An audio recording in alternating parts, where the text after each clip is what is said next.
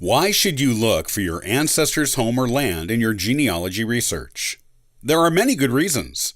In this episode of the Ancestral Findings podcast, I'll give you the why and how, so you can locate their residence.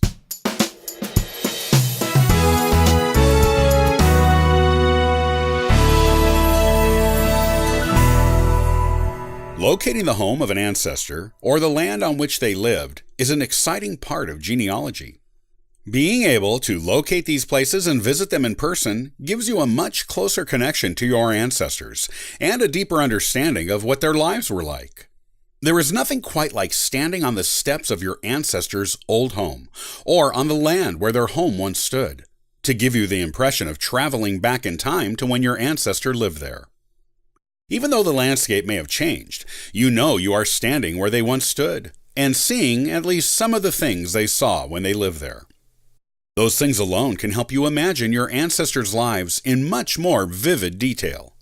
This is especially true in historic areas that haven't changed much over the centuries, though it is true to some degree anywhere. Here's how to find the location of your ancestors' home or land. Technique number 1.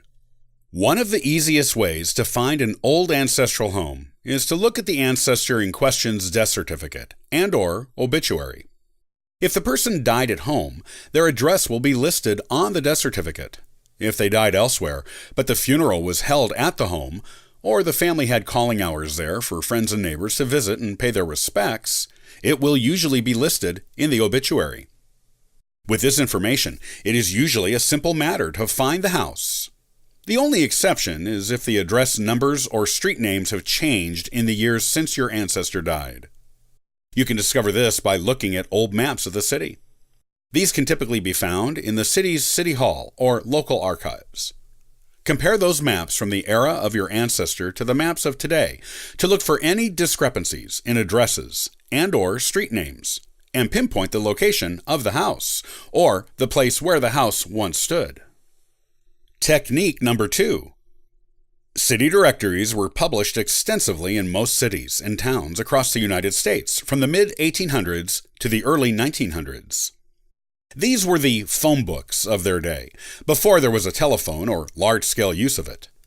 City directories would list every adult in a city or town, including their occupation and address. Most of the time, wives were listed along with their husbands, though once in a while you will find an instance when only the husband is listed. Once you have the address from the city directory, you can find the house using the same map technique listed above. Or, if you have no reason to believe address numbers or street names have changed since the directory was published, you can go right to the house, or former location of it. City directories can be found in local archives, some local public libraries, city halls, and on Ancestry.com, which has a huge collection of them from all around the country, going back to the time these directories first started to be published on a nationwide basis. Finding an ancestor's land. If your ancestor was a farmer with a lot of land, you might not be able to get an exact address. Rural homes often did not have addresses in the old days.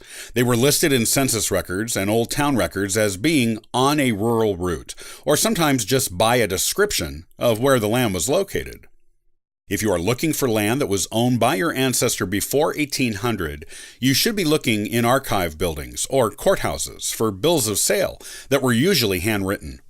The bill of sale to your ancestor, or from the ancestor to the person he was selling it to, will usually have a detailed description of the land, including how many miles it is in any number of directions from well-known landmarks and town lines.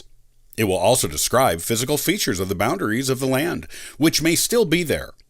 You can use this information to take a trek out into the town to try to locate the land based on these descriptions.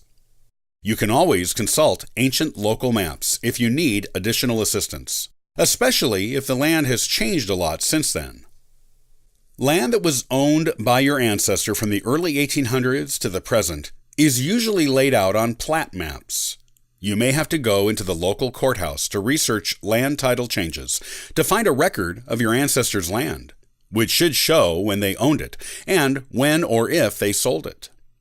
The land records will have either a description of the borders of the land, like ancient records do, or its actual coordinates. Using this information, you can find your ancestors' land on the local plat maps. Then, go out and visit it in person. Locating an ancestor's home or land is very rewarding. You are making a pilgrimage to the place they once lived, loved, worked, and did all the things that were important to them. Some of your other ancestors may have even been born there, died there, or gotten married there, and sometimes all three.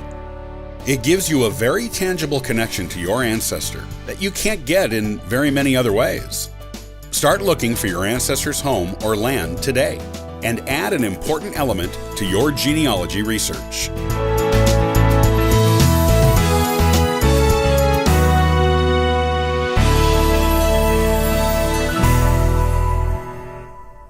There is very little of the original White House left. Built in 1792, it has suffered 3 disasters over the past 200 years. In the next episode of the Ancestral Findings podcast, I'll talk about how much is left of the original. To learn more about genealogy and sign up for our weekly giveaway, visit ancestralfindings.com. Copyright by Ancestral Findings, all rights reserved.